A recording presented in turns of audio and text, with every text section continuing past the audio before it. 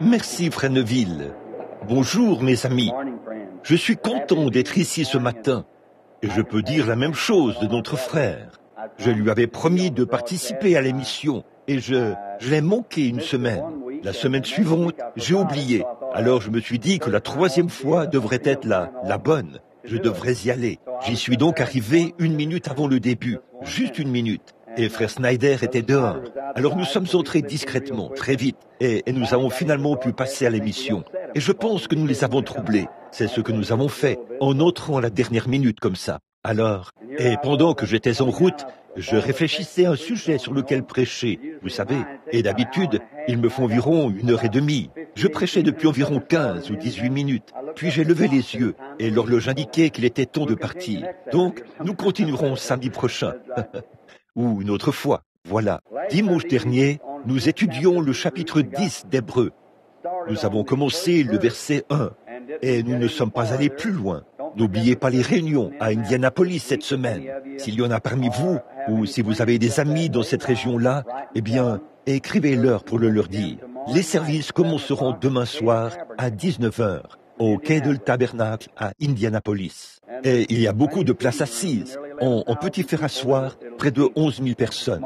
Il s'agit d'une petite convention, d'une petite organisation. En fait, je ne sais même pas quel est le nom de cette organisation. Ils organisent un rassemblement ou une convention. Et on m'a demandé d'être l'orateur du soir au cours de cette convention.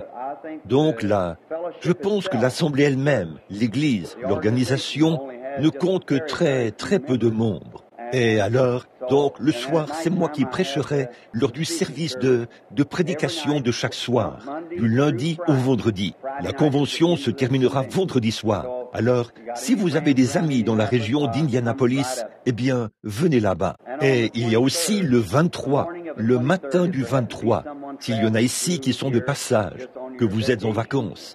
Comme juin, c'est généralement le mois des vacances. Minneapolis, les hommes d'affaires chrétiens auront leur convention internationale à Minneapolis. Le service d'ouverture, c'est le 23 au petit déjeuner. Le petit déjeuner, c'est le matin du 23 juin. Je suis censé prêcher le matin, lors du petit déjeuner, pour ouvrir le service. Et le 24, je serai encore à Minneapolis. Je serai au Hearts Harbor Tabernacle, chez le révérend Gordon Peterson. Et là-bas, ils diffusent l'émission à la télévision. Alors si vous êtes dans les parages, eh bien, venez faire un tour.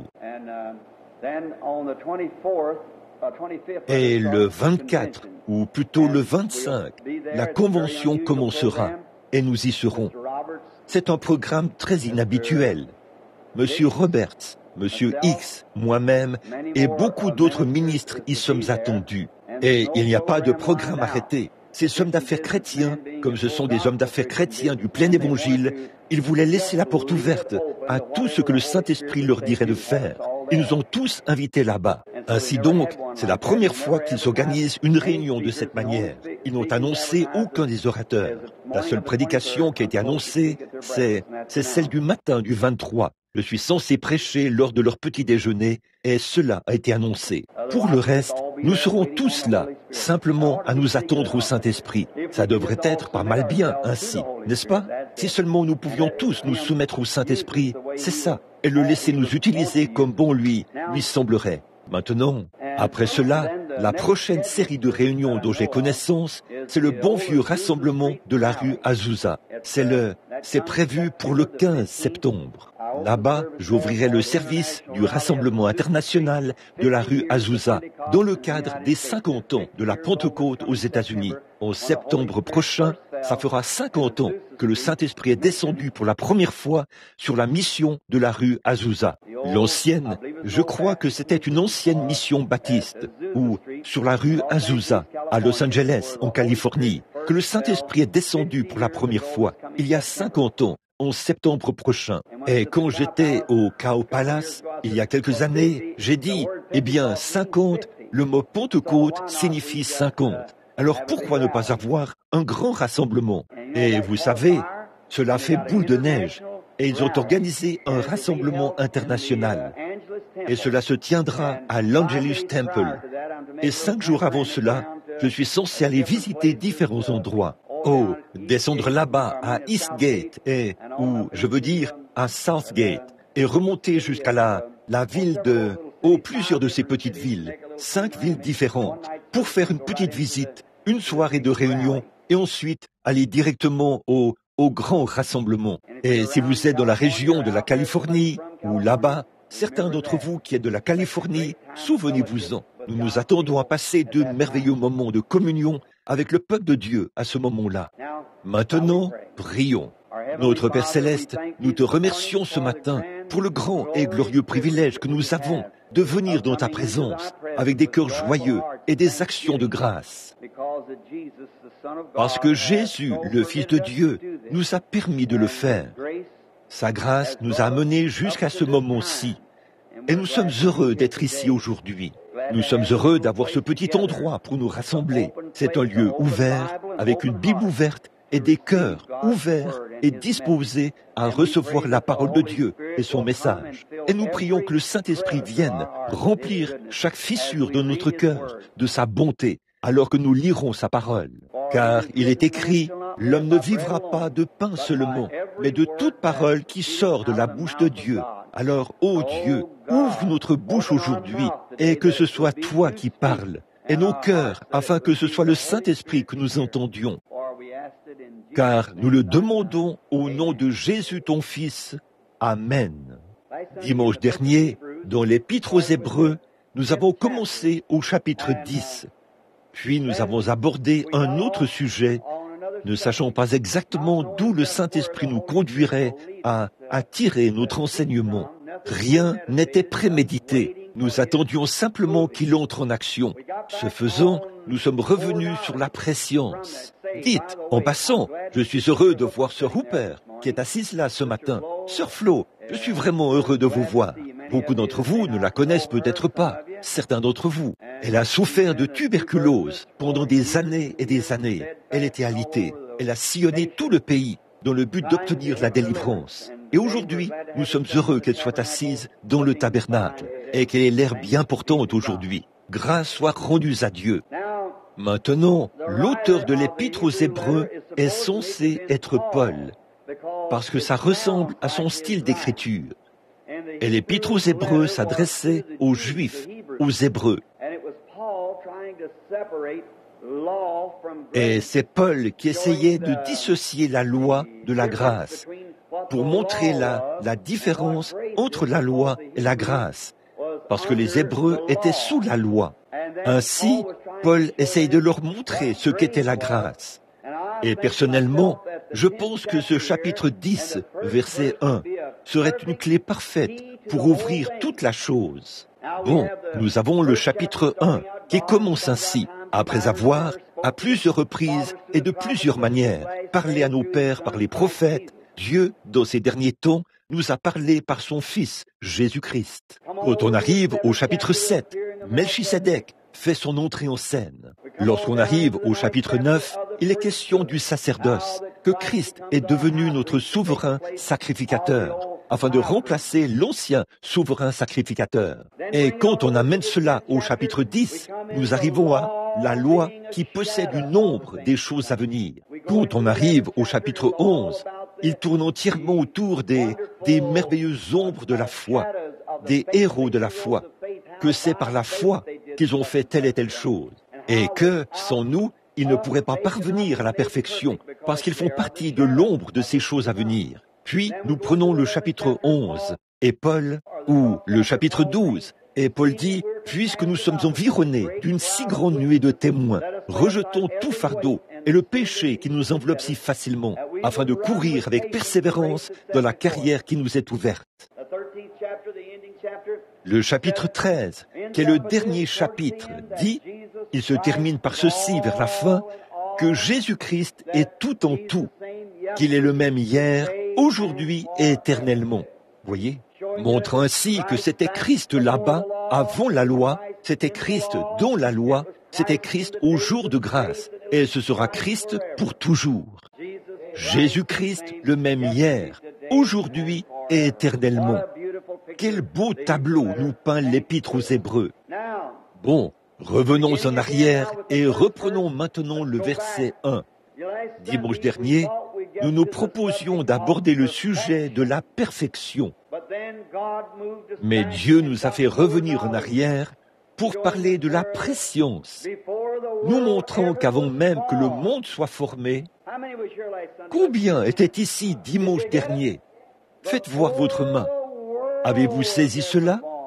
Avant même que le monde soit formé, nous étions placés en Christ. Réfléchissez à ça. Dieu, qui est infini, qui ne peut pas mentir ni rien dire de contraire, qui sait tout, il est tout aussi parfait au commencement qu'il l'est à la fin. Et il est tout aussi parfait à la fin qu'il l'était au commencement. Dieu est infini comme l'éternité. On ne peut jamais trouver d'angle dans un cercle parfait. Vous pourriez parcourir les âges et l'éternité encore et encore. Et il n'y aurait jamais, jamais, jamais de fin à cela. Et c'est pareil avec Dieu. Et quand au commencement, il était Dieu, qui a toujours existé. Il était infini, parfait pour commencer, et il sera toujours le même. Il ne peut jamais changer. Il est parfaitement le même. Or, cette grande chaîne de perfection a été rompue par l'espace-temps. Le temps est apparu à cause du péché. Brossons un tableau du temps. Voyons un peu. Un cercle parfait pour toujours, pour toujours. Puis, tout à coup, le péché s'introduit et fait une petite, comme dit ma femme, une petite bosse ou une petite dépression dans la chaîne. Alors, cela descend maintenant. L'éternité se poursuit, mais n'est pas dans son état parfait. Il y a un petit creux qui descend. Ça s'enfonce comme ceci. Ça s'étend comme ceci. Il a fallu que Dieu fasse cela, à cause de Satan qui avait provoqué la chose. Et c'est descendu un espace de temps en vue de la mise à l'épreuve, du perfectionnement et de la purification des perdus, afin qu'un jour, Dieu, par sa grâce souveraine, puisse faire remonter cette petite bosse ou ce petit creux dans le cercle parfait. Ainsi l'éternité continue toujours. Vous le voyez? Le temps. Donc le temps, c'est cette petite boucle. Elle descend vers le bas. Jésus était d'éternité en éternité. Mais il est entré dans l'espace-temps et a été fait chair. Il est venu ici pour sanctifier ou pour oindre tout cet endroit d'un filet de sang, afin de le racheter et de le rattacher de nouveau à Dieu pour l'éternité. Vous voyez cela?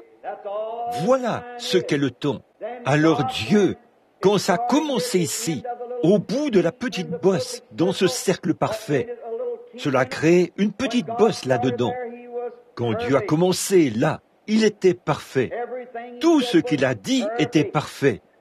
Tout ce qu'il a fait, tout ce qu'il fait est parfait. C'est pourquoi la Bible déclare que Jésus-Christ était l'agneau immolé dès le début de la petite bosse. Le commencement du monde, Christ a été immolé au commencement. Or, dans les faits, c'est 4000 ans plus tard qu'il a été immolé. Mais la raison pour laquelle il a été immolé à ce moment-là, c'est que au commencement était la parole. Et la parole était avec Dieu. Et la parole était Dieu. Vous voyez cela, frère Reagan? Vous voyez ce que je veux dire? Voyez, il était Dieu au commencement. Et quand... Or, Satan n'a pas créé cette petite boucle, cette petite bosse. Il n'a pas créé cela. Satan ne peut pas créer. Satan ne peut que pervertir ce que Dieu a déjà créé. Écoutez, je dis ceci pour que vous compreniez. Nous sommes un auditoire composé d'adultes. Et la plupart d'entre nous, probablement 90% d'entre nous, sont mariés. Et j'espère que les jeunes femmes et les jeunes hommes comprennent leur voix. Vous me comprenez, c'est juste pour expliquer quelque chose. Si un homme prend une épouse, une femme, et qu'elle devient son épouse, et qu'ils vivent ensemble, comme mari et femme, pendant 50 ans. Ils demeurent tout aussi purs, immaculés et non adultérés que s'ils ne s'étaient jamais connus. C'est le programme de Dieu. Mais si cet homme ou cette femme va vivre avec un autre homme ou une autre femme, ça donne lieu à la perversion. Ça produit des enfants illégitimes. Mais s'ils vivent ensemble dans cette harmonie parfaite, c'est la voie de Dieu. Mais si Satan se présente là et met de la convoitise dans l'homme ou dans la femme, et qu'ils mènent une vie contraire à leur vœu de mariage, c'est de la perversion. C'est tout à fait la même relation sexuelle, mais c'est perverti. C'est donc ce que fait Satan des voies droites de Dieu. Il les pervertit. C'est ce que Satan fait aujourd'hui, du vrai et authentique. Écoutez, du vrai message de Dieu, il le pervertit. Il en fait autre chose. Il le fait passer pour ce qu'il n'est pas. Dans le monde aujourd'hui, nous voyons qu'il y a des gens, la Bible prédit, 3 catégories de gens. L'une d'elles, ce sont des gens froids, guindés, formalistes, indifférents. Ils vont simplement de l'avant et ce n'est rien d'autre que d'appartenir à un club. Ils vont à l'église, parlent un peu de ceci, cela, du Seigneur, et ainsi de suite, puis retournent chez eux, mais ils n'ont aucune expérience concrète de la nouvelle naissance. Oh, certains d'entre eux prétendent l'avoir, mais leur vie prouve que ce n'est pas le cas. Bon, ça, c'est un côté, complètement à l'autre bout. Et maintenant, ici, de l'autre côté, il y a les fanatiques. Et la vraie et véritable Église, Jésus l'a dit, ils seraient si proches que ça séduirait même les élus. Eh bien, beaucoup de gens, dès qu'ils voient du fanatisme mélangé au réel, ah, disent-ils, ça ne vaut rien, et ils s'en vont. Vous voyez, c'est la même chose que les pharisiens ont fait. Satan ne perd pas son temps à essayer de pervertir cela. Ce qu'il essaie de pervertir, c'est cette vérité. Et ce fanatique-là essaie d'imiter cette vérité. Vous voyez, c'est là que se trouve la zone dangereuse. Exactement là. Maintenant, il est de notre devoir de rester spirituel, de lire la parole. Et tout ce qui s'élève en dehors de cela, qui est contraire à la parole, alors mettez cela de côté. C'est pour ça que bien des fois, on dit que je suis trop dur avec les femmes prédicateurs. La Bible dit qu'elles ne doivent pas parler dans l'Église. La Bible leur interdit de parler en langue ou quoi que ce soit d'autre dans l'Église. Je dois m'en tenir à la parole, regarder ce qu'il en est, l'observer. Dans le monde aujourd'hui où on a tous ces ismes qui s'élèvent, observez toutes ces sectes qui préconisent de ne pas manger de viande et les légalistes qui disent « il faut que je fasse telle chose ». Si je ne parle pas en langue, si je ne fais pas ceci, si je ne pousse pas des cris, si je ne danse pas, il y a quelque chose qui cloche chez moi. Ça, c'est du légalisme. Nous sommes sauvés par la grâce, par le moyen de la foi. Ça ne dépend rien de ce que vous avez fait. Ça dépend de ce que lui a fait. Il a fait ce que vous ne pouviez pas faire. Si vous aviez pu vous sauver vous-même, il n'aurait pas eu à mourir. Mais il est mort pour vous sauver, parce que vous ne pouviez pas vous sauver vous-même. Ce vieux proverbe qui déshonore Dieu dit « Dieu aide ceux qui ne peuvent pas s'aider eux-mêmes » ou « Dieu aide ceux qui s'aident eux-mêmes », disent-ils. C'est tout simplement l'inverse. Si vous pouvez vous aider, Dieu s'attend à ce que vous le fassiez. Dieu aide ceux qui ne peuvent pas s'aider eux-mêmes. Et vous ne pouvez pas vous aider vous-même quant au salut. Alors Dieu, par sa grâce, vous a sauvés. Maintenant, remarquez comme c'est beau. La loi, tout là-bas dans l'éternité. Dieu a vu d'avance cette boucle. Et s'il est infini et qu'il ne peut être quoi que ce soit d'autre, permettez-moi de prendre environ 5 minutes pour bien enfoncer cela, solidement, bien le démontrer. Pour que cela ne vous échappe plus jamais. Et puisse le Saint-Esprit venir souder cela avec amour, afin que vous ne vous en détachiez jamais. Maintenant, regardez, Dieu qui ne peut pas mentir, Dieu qui est infini. Et je le répète, pour ceux qui ne sont pas arrivés à s'ancrer quant à la guérison divine. Si Dieu a promis cela, Dieu est tenu de s'occuper de sa promesse. Il ne peut pas la laisser tomber. Maintenant, regardez, avant même qu'il ait mis la parole sous forme imprimée, et ceci, c'est la pensée de Dieu. La voici. Ceci, c'est la pensée de Dieu, ce qu'il avait dans sa pensée avant même la fondation du monde. Ça l'est. C'est pour cela qu'il a pu mettre la parole sous forme imprimée et dire ce qui arriverait, parce qu'il a vu cela avant la fondation du monde. Et il savait exactement ce qu'il en serait, et il a prononcé cela. Il a ensuite transmis sa connaissance aux prophètes, et ils ont mis la parole par écrit. Et année après année, siècle après siècle, nous la voyons s'accomplir exactement. Dieu qui donne les ombres de l'ancien pour préfigurer le nouveau. Et nous voyons cela s'accomplir, mot à mot. Quelle foi nous devrions avoir établi en Dieu. Maintenant, observez-le. Christ, qui a été immolé avant la fondation du monde.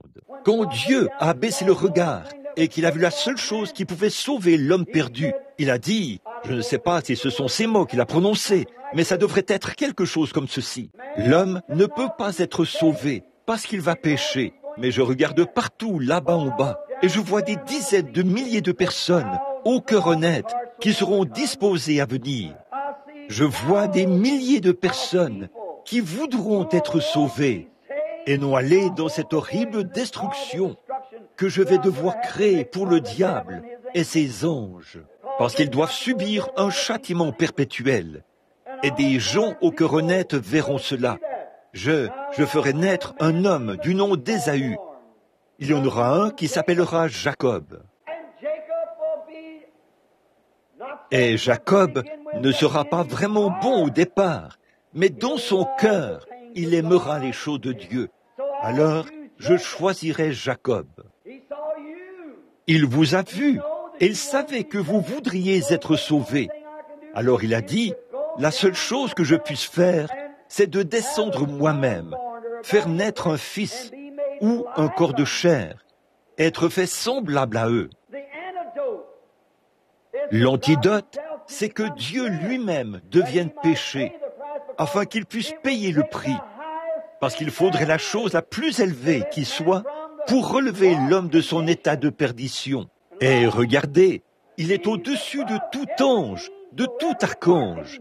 Le plus élevé qui soit est descendu ici sur terre et a vécu parmi les hommes. Et il est allé dans la ville la plus basse de la terre, Jéricho. Et il était si bas que le plus petit homme de la ville a dû baisser les yeux pour le voir, Zachée. Puis il est mort pour les péchés de l'homme. Il est venu au monde dans une étable, dans la pauvreté. Le plus riche, oh, j'espère que vous saisissez cela. Le plus riche est devenu le plus pauvre. Même par une nuit d'orage, il a dit, les oiseaux ont des nids, les renards ont des tanières, mais je n'ai même pas un endroit où poser ma tête. Le plus haut de tous les cieux du ciel est devenu le plus bas de tous les bas, au point que même la vie animale était privilégiée par rapport à lui, était mieux que lui pour ce qui est du confort de la vie. Non seulement cela, mais quant à sa mort, il a connu une mort que personne n'a jamais connue.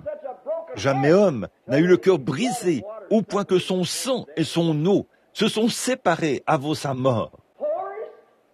Le plus pauvre, du plus riche au plus pauvre, du plus béni aux plus horribles souffrances.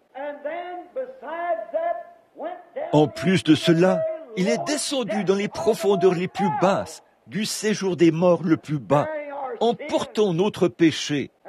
Et il est arrivé au bout de la ficelle, ou au bout de la corde, au niveau de la bosse. Une fois là, il l'a relevé à la résurrection et l'a rattaché à l'autre partie de l'éternité. et a fait une grande route de la sainteté, afin que les impurs puissent venir et être purifiés par la source remplie du sang, des veines d'Emmanuel. Tout pécheur plongé dans ce flot est lavé de tout péché. Venez sur la grande route, et un jour, celui qui était au commencement du temps se présentera comme l'ancien des temps, et il tirera sur le grand cordon de l'Évangile, et tous ceux qui sont sur cette grande route, depuis le commencement du temps, jusqu'à l'ancien des temps, jusqu'à la fin des temps, seront élevés, alors qu'il fera disparaître le temps pour aller dans l'éternité. Vous le voyez? Le voilà, le seul véritable souverain, le roi des rois et le seigneur des seigneurs. Comment l'a-t-il fait? Par la prescience. Il savait. Puis il a dit qu'il était l'agneau immolé. Si donc il l'était, ça s'est accompli 4000 ans plus tard. Le temps s'est écoulé. Il est né. Ils lui ont fait ce qu'il avait dit qu'il ferait. Puis, il était crucifié et immolé. Mais en fait, il était immolé avant le commencement du monde. Car Dieu l'avait vu d'avance et avait annoncé ce qui allait se produire.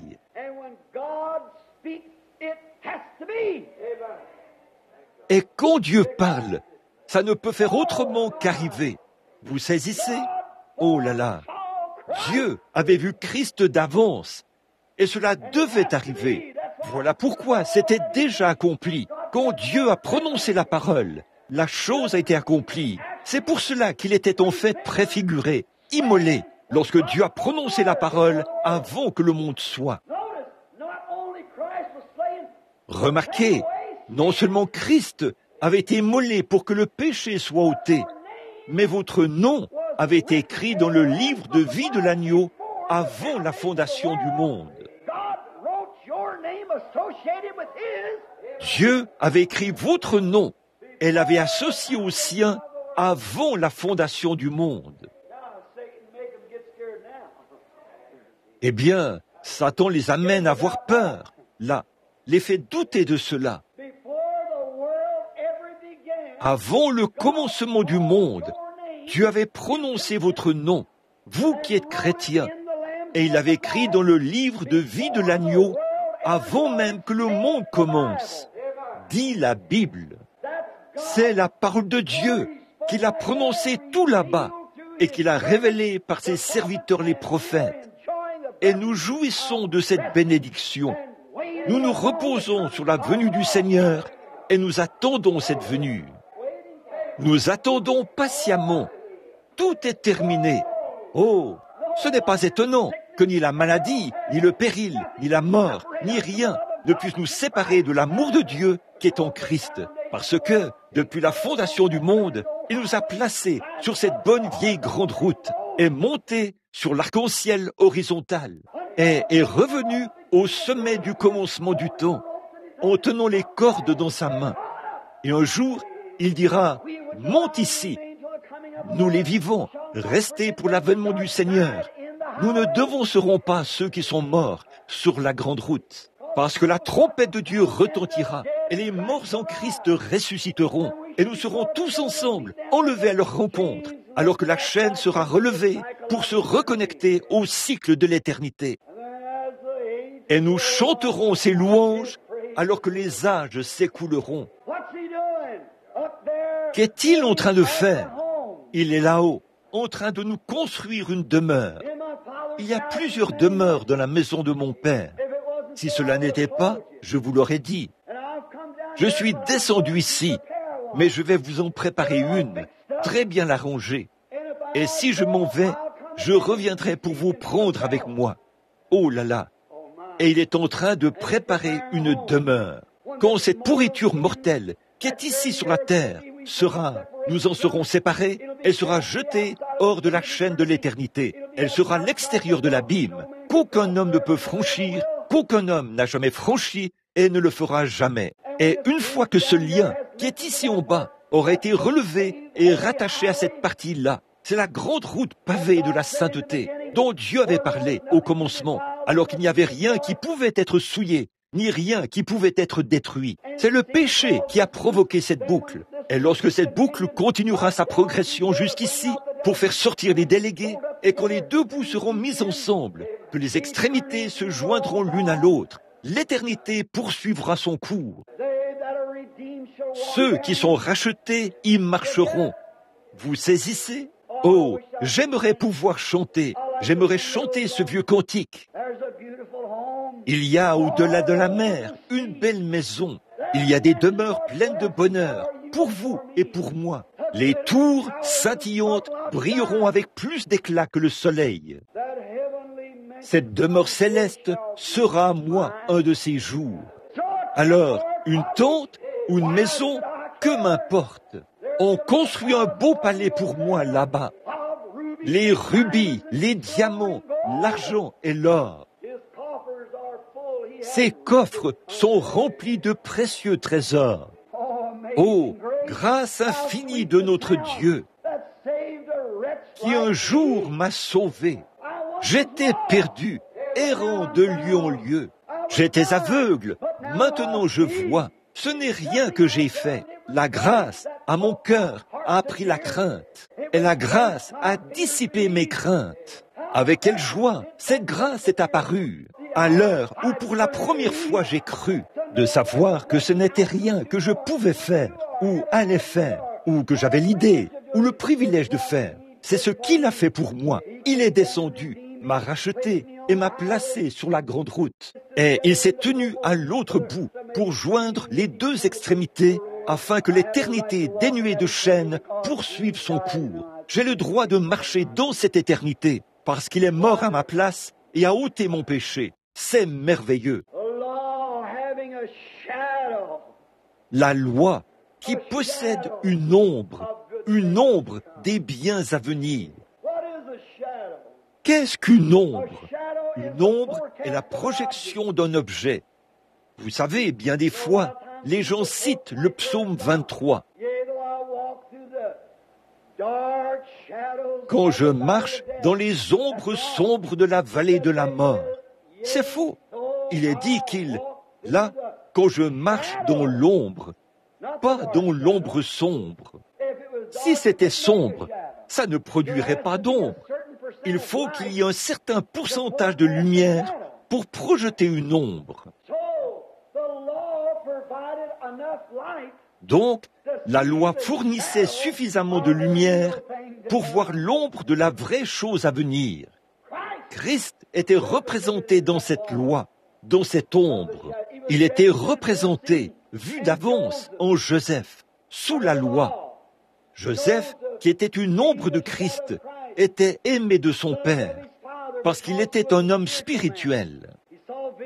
Il avait des visions et interprétait des songes. Il était très spirituel et méprisé de ses frères, exactement comme Christ. Il a eu des visions du Père et c'était un homme spirituel. Et ses frères le haïssaient sans raison. Et il était censé avoir été tué. Un vêtement sanglant avait été déposé devant son père. Oh, comme c'est beau! Oh, si je me mets à parler de cela, je n'arriverai jamais à cette leçon.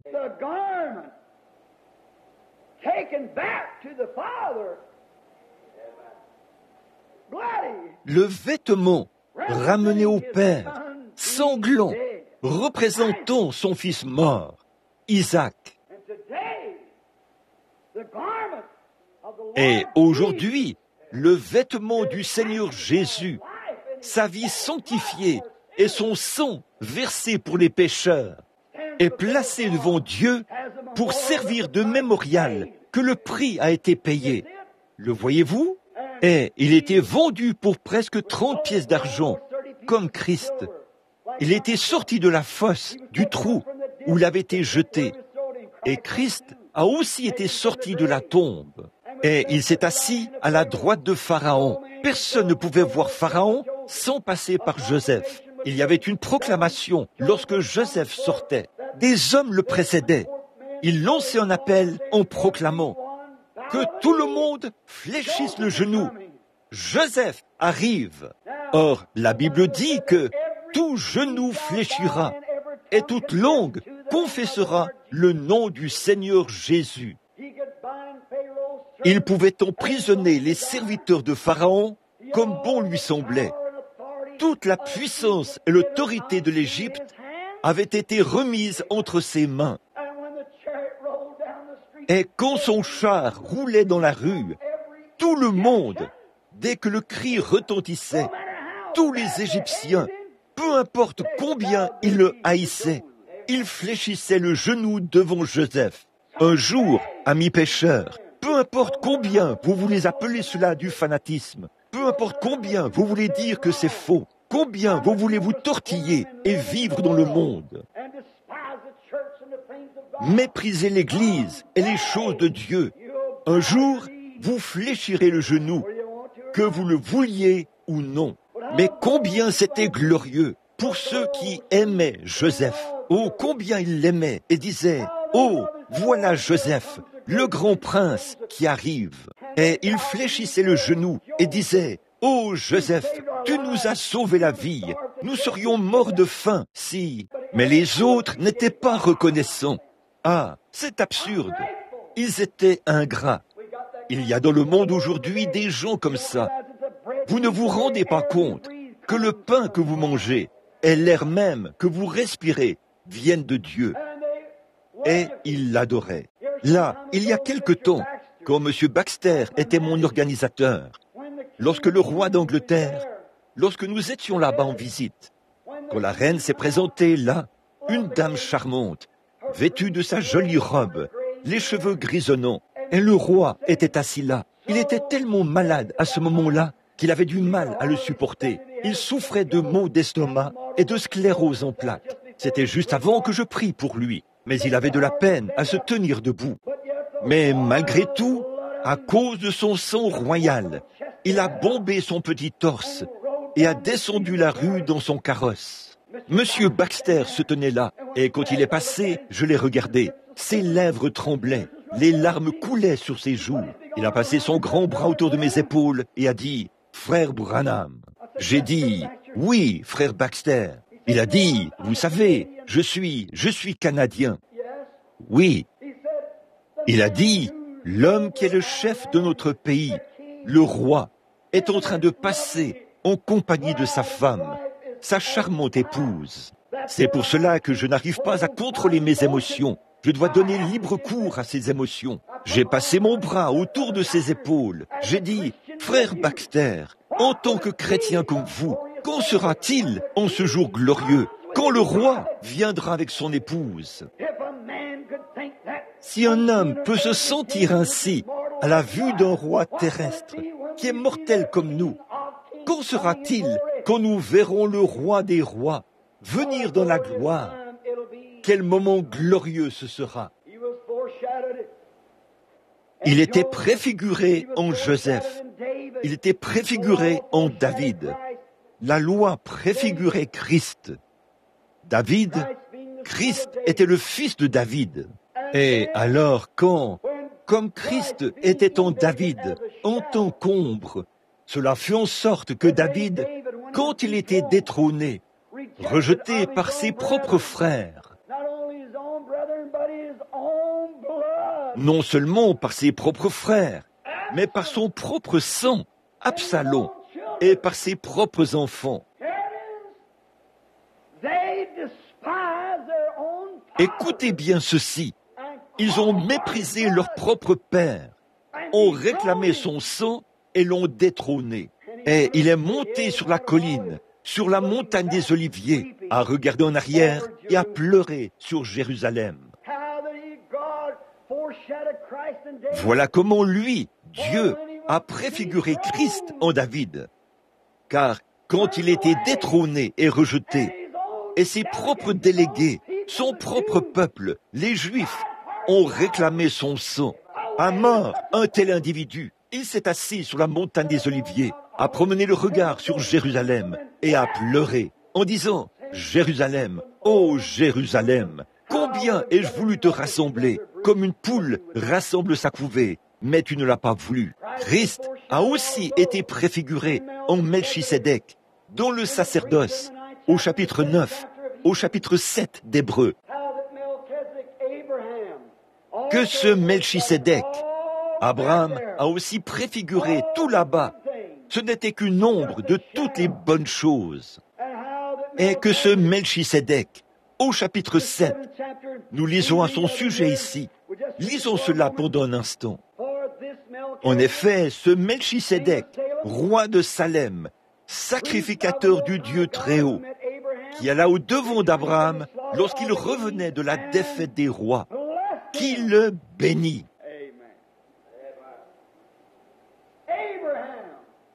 Amen.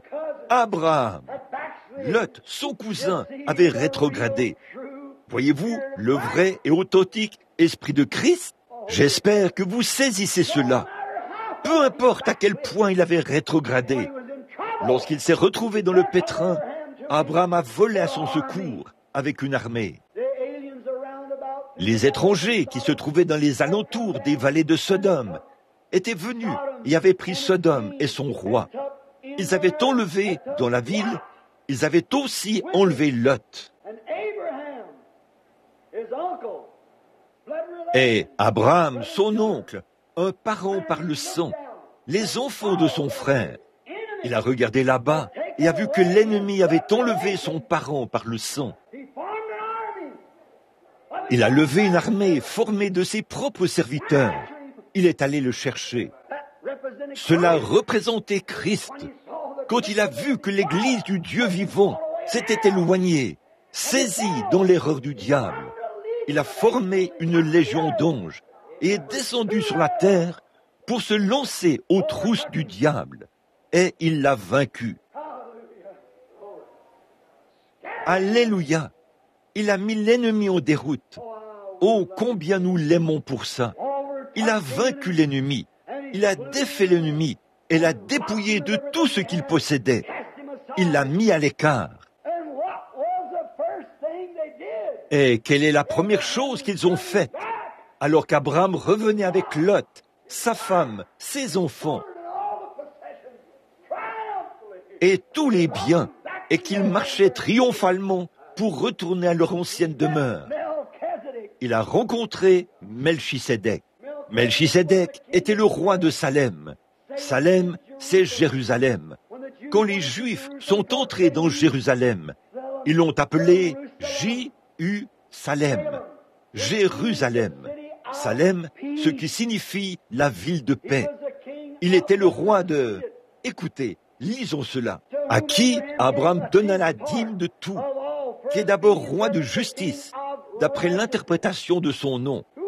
Qui était ce roi qu'il avait rencontré, qui revenait triomphant après avoir obtenu la victoire, comme l'Église l'est aujourd'hui, en revenant du calvaire? Ensuite, le roi de Salem, c'est-à-dire le roi de paix, qui est son père, son mère, son généalogie, qui n'a ni commencement de jour, ni fin de vie. Qui était ce roi de Salem? Le grand roi de Jérusalem. Non pas la Jérusalem terrestre, mais la Jérusalem céleste. La Jérusalem terrestre est un type de la Jérusalem céleste. Et voici que s'est avancé le roi de Salem, qui est d'abord le roi de justice, le roi de paix. Il n'avait ni père ni mère. Il n'avait ni commencement de vie, ni fin de jour. Oh là là, sans généalogie. Nul autre que Christ lui-même. C'est lui que l'Église rencontrera quand elle montera dans les airs. Et lorsqu'Abraham l'a rencontré, il lui a donné la dîme de tout ce qu'il possédait. Vous savez ce qu'ils ont fait? La première chose qu'ils ont faite, c'était de s'asseoir. Je suis très ému. Ils se sont assis, ont rompu le pain, ont bu du vin et ont pris la communion. Une fois la bataille terminée.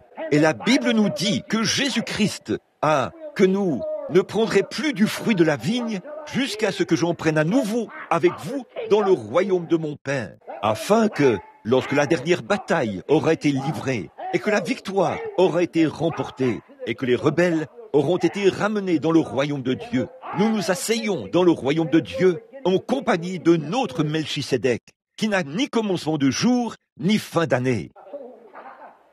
Oh là là, il est l'Éternel dénué de chaînes, et nous prendrons à nouveau la communion avec lui. Oh, quel beau tableau, ce merveilleux Ancien Testament présente aux croyants du Nouveau Testament.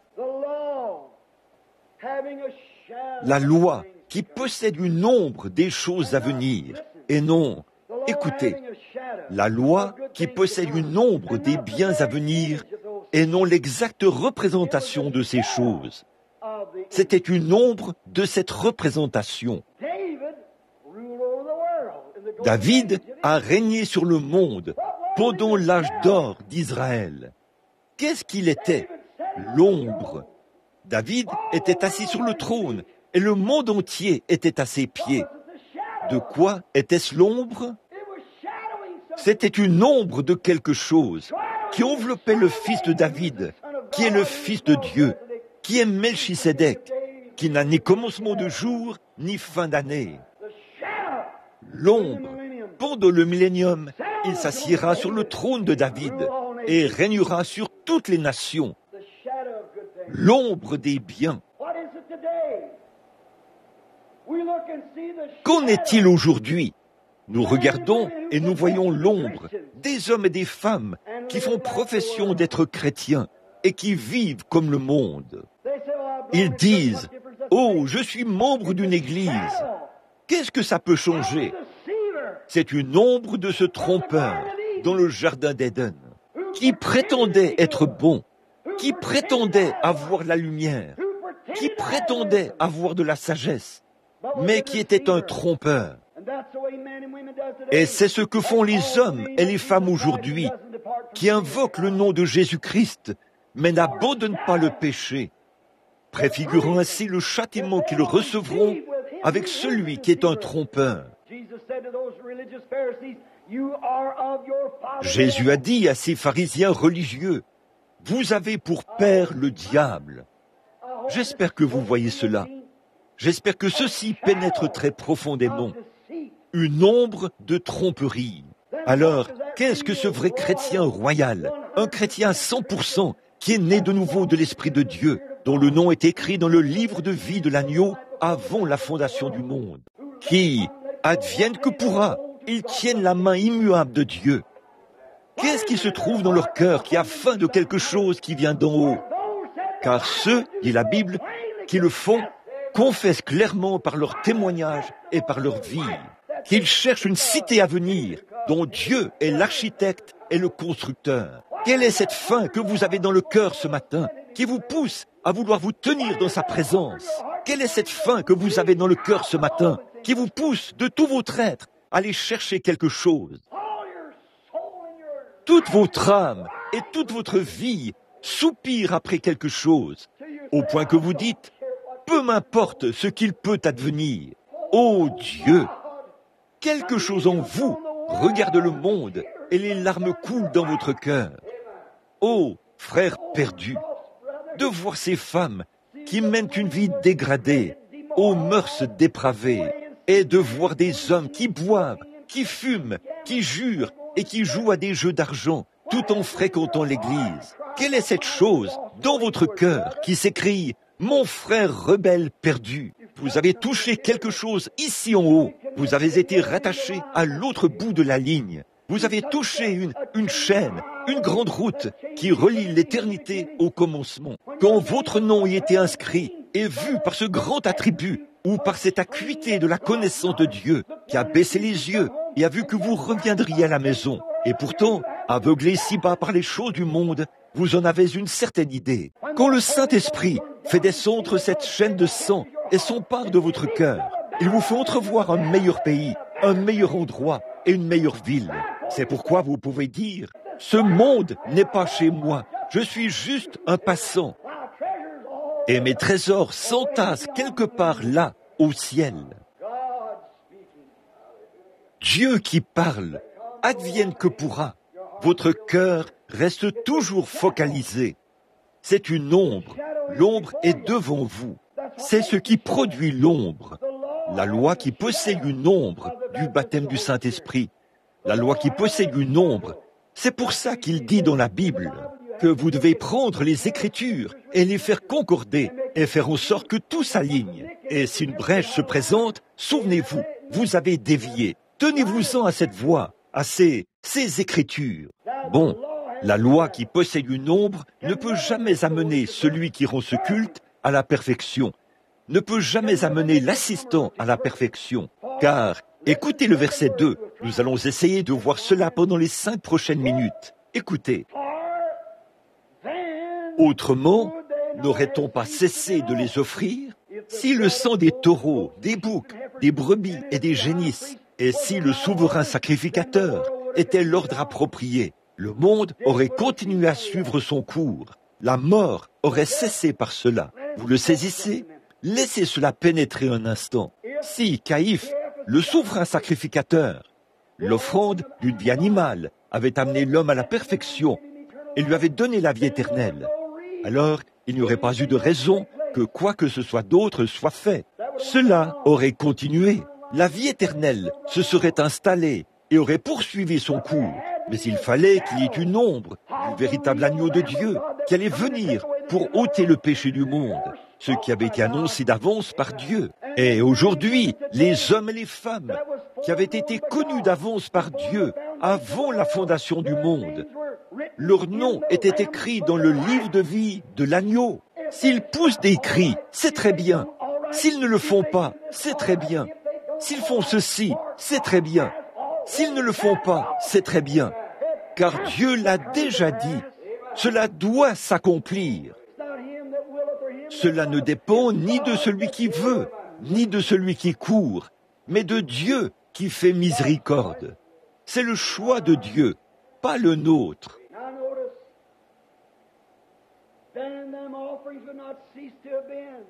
Maintenant, remarquez, alors, n'aurait-on pas cessé d'offrir ces offrandes? Autrement, n'aurait-on pas cessé de les offrir? Parce que... Pourquoi? Là, nous arrivons à la fin maintenant. L'école du dimanche est terminée. Parce que celui qui rend ce culte... Pourquoi? Parce que...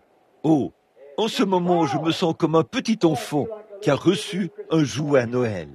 Je suis tellement heureux de ceci. Oh, comme j'aime transmettre cela à l'Église, à vous les croyants, pour vous faire voir ce qu'est la vérité. Si ces offrandes étaient en ordre, elles n'auraient jamais cessé. Cela aurait continué ainsi, la vie éternelle.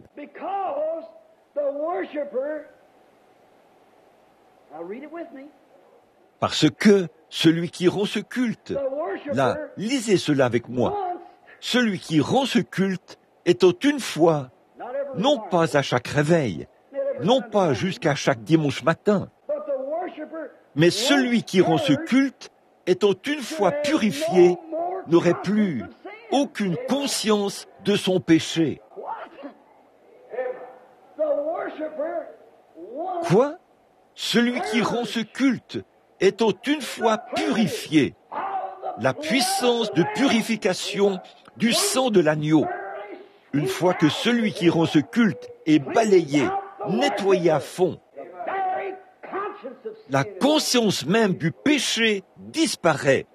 Pensez-y, le mot conscience, l'interprétation correcte que nous employerions ici, ceci est la version du roi Jacques. En Angleterre, cela signifie une conscience. Ici, cela signifierait le désir. Celui qui rend ce culte étant une fois purifié par la puissance de la purification de Christ au calvaire, n'a plus aucun désir du péché. Les choses anciennes sont passées, toutes choses sont devenues nouvelles. Eh bien, vous pouvez chanter comme une alouette et quand même avoir de la haine, de la méchanceté et des querelles dans votre corps, dans votre âme. Vous pouvez pousser des cris comme je ne sais quoi et quand même avoir cela. Vous pouvez danser par l'esprit, vous pourriez parler en langue, vous pouvez prophétiser, vous pouvez prêcher, n'importe laquelle de ces choses et quand même avoir de la méchanceté. de l'envie, des querelles dans votre cœur. Mais quand la vraie, la véritable prédestination de la parole éternelle de Dieu, quand votre nom a été écrit là, et que le sang purifie cette personne, le simple fait de penser à ces choses la condamne là où elle se trouve. Ils disent, ça ne me culpabilise pas. Je vais dans ces endroits, je ne me culpabilise pas. Et pourquoi donc? Vous, en tant qu'adorateur négatif, vous n'avez jamais été purifié par le sang de Jésus-Christ. Et les légalistes se sont emparés de cette idée. Alléluia! Je porterai mes robes de cette longueur-ci et mes robes de cette longueur-ci. Je laisserai pousser mes cheveux et tout ira bien. C'est un mensonge. Et ils montrent du doigt la femme qui a les cheveux courts et qui porte des robes courtes et disent « Elle ira en enfer ». Je ne peux pas dire cela, mais je pense que tout ça, c'est très bien. Je ne condamne pas ces gens, mais quand vous fondez vos espérances éternelles et votre salut sur cette doctrine, vous êtes condamnés avec cela. L'homme ou une femme, peu importe que vous soyez ceci, cela ou autre chose, vous venez à la source remplie du sang des veines d'Emmanuel et vous laissez la puissance de purification du sang du Seigneur Jésus-Christ purifier vos péchés. Frères, ça n'aura pas d'importance. Vous pouvez très bien porter des robes de telle longueur. Vous pouvez très bien ne pas porter de chemise à manches courtes, vous les hommes, et des choses de ce genre, ou tout ce que vous voudrez. Mais si vous avez encore de la méchanceté, de l'envie et des querelles, il se peut que vous ayez couru, dansé, parlé en langue, poussé les cris, prêché l'évangile, ou quoi que ce soit d'autre. Mais vous êtes perdus tant que ce sang ne vous a pas purifié et mis l'amour divin du Seigneur Jésus-Christ dans votre cœur, de sorte que vous laissiez derrière vous les empreintes de la vie de Christ. Amen. Les langues cesseront, les prophéties prendront fin, la connaissance disparaîtra. Mais quand ce qui est parfait sera venu, ce qui est partiel disparaîtra. Et aujourd'hui, en tant que légaliste, nous nous reposons sur quelque chose de légaliste que nous avons fait. Eh bien, quand j'étais un pécheur, j'étais un léopard. Plus j'essayais d'arrêter ceci et d'arrêter cela, plus mes tâches brillaient. J'étais un hypocrite à ce sujet, tout comme vous. Mais le jour où vous venez au calvaire, à la purification, là où le véritable agneau, sous l'Ancien Testament, ils amenaient un agneau. Ils allaient commettre un adultère, ils se mettaient en colère, se disputaient, se bagarraient et juraient. Et lorsqu'ils agissaient ainsi, ils amenaient un agneau, l'amenaient au sacrificateur et disaient « Oh, sacrificateur de Dieu, oui, j'ai maudit mon prochain, j'ai commis un adultère, j'ai dit un mensonge, j'ai volé. » Il posait ses mains sur cet agneau mourant, sans tache. Le sacrificateur l'examinait. Il fallait qu'on le garde pour voir s'il était sans défaut. Il posait ses mains sur lui et on lui tranchait la gorge. Le sang coulait sur ses mains et le petit agneau bêlait, se débattait et mourait. Et celui qui rendait ce culte se tenait là et se disait « Oui, ça devrait être moi, mais l'agneau est en train de prendre ma place. » Mais il repartait avec le même désir. Il le ferait de nouveau dès qu'il en aurait l'occasion. Et c'est ce que font les gens aujourd'hui. Ils viennent et confessent. Ils disent « J'ai ceci, cela, autre chose. » Puis ils repartent et voilà qu'ils se remettent à faire la même chose. Ils adhèrent à une église ou à une autre. Si cette église-ci commence un petit quelque chose, eh bien, ils vont dans celle-ci, puis dans celle-là. Mais de quoi était-ce l'ombre? C'était imparfait. Cela ne pouvait jamais ôter le péché. Mais c'était une ombre du véritable double remède à venir. Quand Jésus-Christ, le Fils de Dieu, est venu et est mort au calvaire, une fois que celui qui rend ce culte pose ses mains sur la tête du Seigneur Jésus, conscient de ce que ses cris et ses pleurs à la croix, cette mort, cette souffrance subie pour autrui, c'est lui qui aurait dû les subir dans les tréfonds de l'enfer, où il aurait dû aller. Il reconnaît que Christ a payé le prix à sa place. Il a confessé son péché. Et qu'est-ce qui arrivait par la suite? Qu'est-ce qui faisait la différence? Qu'est-ce qui sortait de l'agneau? De son sang. La vie le quittait. Et la cellule de sang était sur sa main. Cette vie tournait autour de l'autel. Mais la vie de l'agneau ne pouvait pas revenir sur celui qui rendait ce culte, malgré qu'il ait confessé sa faute et que l'agneau ait pris sa place. Car celui qui rendait ce culte possédait une âme et ne pouvait pas vivre comme un animal. C'est vrai. Mais, ô Dieu, arme les deux chiens du fusil et braque les 2 canons vers cette église. C'est ma prière. Mais quand celui qui rend ce culte, celui qui écoute mes paroles et qui croit à celui qui m'a envoyé, a la vie éternelle, le Saint-Esprit, il ne vient point en jugement, mais il est passé de la mort à la vie. Quand celui qui rend ce culte pose ses mains sur la tête de l'agneau mourant du calvaire et confesse ses péchés, Dieu reconnaît que cela est sincère, du fond de son cœur. Il confesse son péché. Cette vie qui tourne autour, qu'on appelle le Saint-Esprit de Jésus-Christ, revient sur celui qui rend ce culte.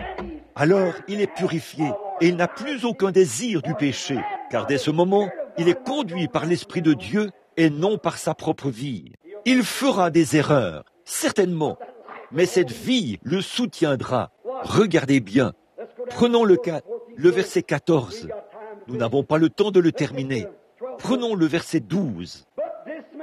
Lui, pas l'agneau, Christ, lui, il parle maintenant de l'ordre des souverains sacrificateurs, que le sacrificateur entrait dans le temple et tout, l'adoration, que celui qui rendait ce culte repartait avec le même désir. Un homme s'avance à l'autel et dit « Oui, je ne veux pas aller en enfer ». Lorsque le prédicateur prêche sur combien l'enfer est chaud, plein de gens s'avancent à l'autel. « Oh Dieu, je ne veux pas aller en enfer ». Mais ils ne sont pas du tout disposés à renoncer à eux-mêmes et à dire « Oui Seigneur, non pas ma volonté désormais, mais la tienne ». De prendre vraiment conscience de ce que vous faites, de dire « Oh Dieu, sois miséricordieux envers moi ». Le sang de Jésus est sur vos mains à ce moment-là. N'allez pas recommencer à mener la même vie que vous meniez. Ce sang vous condamnera à la fin, lors du jugement. Vous avez intérêt à ce que la vie qui est dans ce sang revienne dans le sang de votre vie, revienne dans votre cœur et vous fasse mener une différente vie, crée une personne différente. Celui qui rend ce culte étant une fois purifié. Regardez bien là. Lui, après avoir offert un seul sacrifice pour le péché, s'est assis pour combien de temps? Toujours. Cette éternité s'enchaîne. C'est assis pour toujours à la droite de Dieu, au bout du chemin. Où est-il? Au bout du chemin.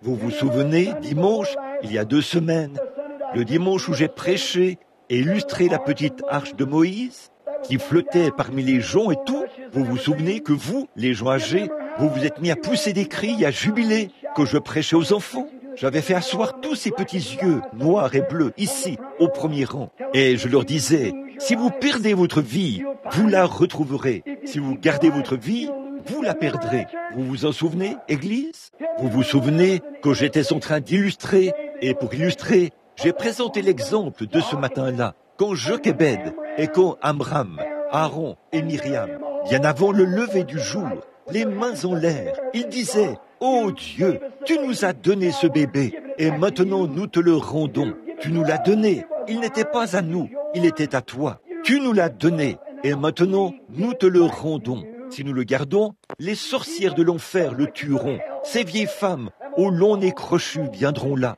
le saisiront et feront éclater sa petite tête contre le mur. Nous le perdrons si nous le gardons, mais si nous le remettons à celui qui nous l'a donné, nous le garderons. C'est la même chose dans votre petite barque ce matin, frères, sœurs. Vous avez là-dedans une cargaison, la plus précieuse cargaison qui soit. Ça s'appelle votre âme. Allez-y, gardez-la, vivez comme bon vous semble. Vous la perdrez aussi certainement que je me tiens ici. Et si vous la remettez à Dieu et que vous abandonnez votre volonté, vous la garderez, vous la retrouverez. C'est ce qu'a dit Jésus. Souvenez-vous. Et quand ils l'ont poussé, le trésor de leur cœur, quand ils l'ont poussé dans le fleuve, des crocodiles ont surgi. Je peux voir Dieu, comme je l'ai dit, se lever de son trône. Vous savez, il y a beaucoup d'épreuves qui ont cours ici-bas, mais il y a quelqu'un qui les regarde tout le temps. Ils n'ont pas aimé leur vie jusqu'à craindre la mort. C'était le cas du pauvre Amram et son seul petit enfant bien-aimé. La petite Jochebed venait de le serrer contre son sein pour l'allaiter, et il lui fallait le mettre dans l'arche et le pousser parmi les joncs, là où les alligators étaient devenus gras à force de manger de petits bébés.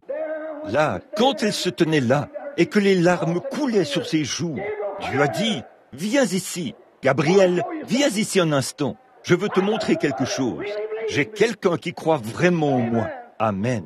Oh Dieu, fais que je sois ce genre de personne qui peut dire, Dieu l'a dit, c'est la vérité. Être tellement mort à toute autre chose que ces choses deviennent un airain qui résonne ou une cymbale qui retentit. Il a dit, viens ici, Gabriel. Vous tous, les anges, venez ici. Je veux vous montrer quelque chose. Voyez-vous cet homme qui a les mains levées là, en bas? Il a poussé son propre enfant sur l'eau. Je le lui ai donné, maintenant il le rend.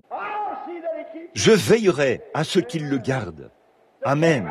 Il a dit, Gabriel, appelle 10 000 anges, donne-leur la consigne de marche. Je veux qu'ils viennent ici. Gabriel a fait sonner une petite trompette et le son a traversé les couloirs de l'éternité. 10 000 anges armés se sont présentés. Il a dit, placez-vous tout le long du fleuve. Veillez à ce qu'aucun alligator ni rien d'autre ne touche à l'un d'eux. Il m'a été remis. Gabriel a dit, Seigneur, capitaine en chef, où seras-tu? Je serai au bout de la ligne. Je vais l'accueillir là. C'est la même chose qu'il fait aujourd'hui. Lorsqu'un homme met sa confiance dans le Seigneur Jésus et confesse son péché, le Saint-Esprit s'empare de cet homme et Christ se tient à l'autre bout pour l'accueillir. Nous sommes passés par de nombreux tourbillons, des alligators, d'horribles frayeurs et tout le reste que nous avons traversé. Que de dangers, de labeurs et de pièges. J'ai déjà traversé. La grâce m'a mené en sûreté jusqu'à présent. Et la grâce me mènera à la maison, qui est à l'autre bout pour nous accueillir. Écoutez, c'est assis pour toujours à la droite de Dieu. Attendons désormais, tout là-bas au bout du chemin, que ses ennemis soient devenus son marchepied. Êtes-vous prêts? Voilà, voici le dernier tour de vis. Voici la dernière chose visible avec le flambeau. Voici le dernier coup pour enfoncer le clou. Voici celui qui rive l'éternité à l'éternité. Et là, l'épée de la délivrance de Dieu a transpercé le cœur et accroché ses délégués au Saint-Esprit. Voici ici, Hébreux 10, 14. Écoutez, ce n'est pas ma parole, mais la parole de Dieu qu'il a prononcée avant la fondation du monde. Il doit en être ainsi. Car, par une seule offrande, il a amené à la P-E-R-F-E-C-T-I-O-N, perfection, pour toujours, ceux qui sont sanctifiés. Amené à la perfection pour combien de temps? Jusqu'à la prochaine fois où vous aurez une dispute avec votre voisin? Jusqu'à la prochaine fois où vous verrez quelqu'un, un homme ou une femme, qui a de mauvais désirs? Jusqu'à la prochaine fois où vous aurez l'occasion de dire un gros mensonge? Jusqu'à la prochaine fois où vous verrez que vous pouvez piéger quelqu'un, lui faire du tort et le chasser de l'église, afin qu'à un moment donné, vous puissiez critiquer quelqu'un? Il a sanctifié pour toujours. Il a amené à la perfection pour toujours. Là où le Saint-Esprit, il se peut que vous disiez parfois quelque chose de mal, c'est vrai. Il se peut que vous fassiez parfois quelque chose de mal, c'est vrai. Mais dès que vous le faites, observez le verset suivant. C'est ce que le Saint-Esprit, oh là là, je ne peux vraiment plus prêcher. Regardez. Le Saint-Esprit nous atteste. Oh là là. Le Saint-Esprit nous atteste après avoir dit, voici l'alliance que je ferai avec eux en ces jours-là, dit le Seigneur. Je mettrai ma loi dans leur cœur et je les écrirai dans leur esprit. Il ajoute, et je ne retiendrai plus contre eux leur péché ni leur iniquité. Ô Dieu, quiconque a cette espérance se purifie comme Dieu est pur. Prions. Père Céleste, nous te remercions ce matin pour la purification du Saint-Esprit, pour la grâce du Dieu vivant. Nous étions pécheurs, injustes, impies, détestables, sans Dieu, sans espérance, étrangers dans le monde. Et Christ est venu et a pris notre place. Par sa prescience, Dieu nous a vus dans cet état. Il savait que nous avions faim et soif. Ce n'est pas étonnant que Jésus ait dit « Ils seront rassasiés ». Non pas « deviendront des membres », non pas « ils adhéreront », mais « ils seront rassasiés ». Ceux qui ont faim et soif de la justice. Autrement dit, faim et soif, sachant que nous ne pouvons rien faire de nous-mêmes. Peu importe ce que nous faisons, le diable pourrait nous faire imiter tous les dons. Il pourrait nous envoyer imposer les mains malades, et ces malades guériraient. Il pourrait nous faire parler en langue. Il pourrait nous faire interpréter les langues. Il pourrait nous donner la sagesse et la connaissance. Mais ce n'est pas ça qui compte, Seigneur. Tu as dit, plusieurs viendront ce jour-là et diront, Seigneur, Seigneur, n'ai-je pas fait ces choses par ton nom? Il a dit, retirez-vous de moi, ouvriers d'iniquité. Je ne vous ai même jamais connu. Ô Dieu, alors fais que nos espoirs ne soient fondés sur rien d'autre que sur le sang de Jésus et sur sa justice. Quand tout ce qui environne notre âme s'effondre, alors il est toute notre espérance et notre soutien, car Christ est le roc où je me tiens. Tout le reste est sable mouvant. Le connaître lui, c'est la vie. Non pas connaître les ordres, mais le connaître lui, la personne. Je prie au Père pour chaque pécheur qui est dans le bâtiment aujourd'hui, que tu les sauves maintenant même. Puisse-t-il, sans émotion, sans contradiction venant du diable, mais puisse-t-il, avec une foi véritable et sans mélange, croire ce qu'ils ont entendu prêcher et accepter le Saint-Esprit qu'il a apporté. Accorde le Seigneur, car c'est en son nom que nous le demandons. Et pendant que nous avons la tête inclinée, je me demande s'il y a quelqu'un ici ce matin. Maintenant, je veux votre... Soyez sensé, honnête, franc. Peu importe ce que vous avez fait, peu importe combien de fois vous avez recommencé, ou depuis combien de temps vous appartenez à l'Église. Êtes-vous sincère, du plus profond de votre cœur, à l'égard de ceci? Vous savez que les choses du monde se sont détachées de vous? Vous savez que, jour après jour, année après année, ça continue de progresser et que votre encre tient bon? Il y a quelqu'un là-bas qui a été préfiguré au bout du chemin, là où cette grande bosse disparaîtra. Il y a quelqu'un qui est là, à frapper à votre cœur, et qui sait qu'un jour, vous serez élevé. Si cela n'a pas disparu de votre cœur aujourd'hui, mon ami, mes concitoyens, pèlerins, pauvres petits troupeaux, que Dieu vous bénisse. Je vous vois assis là, vous qui avez les cheveux gris et les épaules tombantes. On voit de pauvres petits-enfants qui ont peut-être dû sauter des repas. Est-ce que je me tiendrai ici pour vous dire quelque chose de faux? Ça, eh bien, que Dieu m'en garde. Je devrais m'agenouiller et me repentir avant même de prêcher. Je vous aime. Et ça, d'un véritable amour chrétien. Maintenant, soyez honnêtes avec le Saint-Esprit. Est-ce que toutes ces choses se sont détachées de vous? Ou Satan vous a-t-il séduit et vous ne vivez qu'une vie à moitié? Parfois, vous vous dites, eh bien, très bien. Et la fois d'après, eh bien, vous vous dites, eh bien, je ne sais pas. Puis, des choses arrivent, et vous le savez. Si c'est votre cas, et que ce matin, vous voulez tout abandonner à Christ, souvenez-vous de ce qu'il a dit. Celui qui écoute mes paroles et qui croit à celui qui m'a envoyé a maintenant même la vie éternelle. Il n'y a plus de jugement. À partir de ce moment-là, cette chose sera morte. Si vous l'acceptez vraiment, cela fera ses preuves.